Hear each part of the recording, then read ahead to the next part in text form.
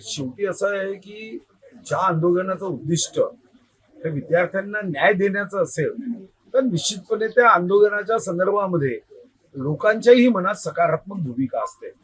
पण आंदोलनामध्ये विद्यार्थ्यांच्या अन्यायाचा विषय हाती घेऊन राजकारण होता कामा नये. राजकीय दृष्टिकोनातून पक्षांवर टीका करणे, देशाच्या सन्माननीय पंतप्रधान मोदयांवर टीका करणे, मला कधी कधी एका गोष्टीचं आश्चर्य वाटतं की तुम्ही या संदर्भामध्ये श्री वांगचुक साहेब यांनी मग पंतप्रधान मोदयांना वेळ मागितला का?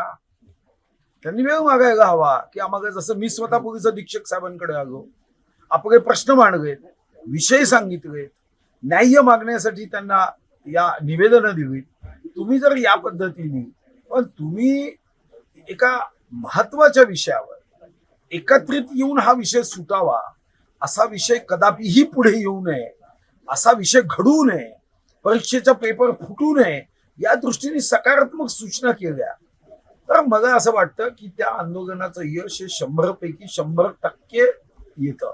पण जेव्हा तुम्ही आंदोलनामध्ये एखादा विशिष्ट राजकीय पक्ष, विशिष्ट नेता याच्यावर टीका करता, तेव्हा निश्चितपणे जायचं असतं पंढरपूर पण गाडी घेऊन जाते हैदराबाद, असं होण्याची शक्यता नाकारता येईल.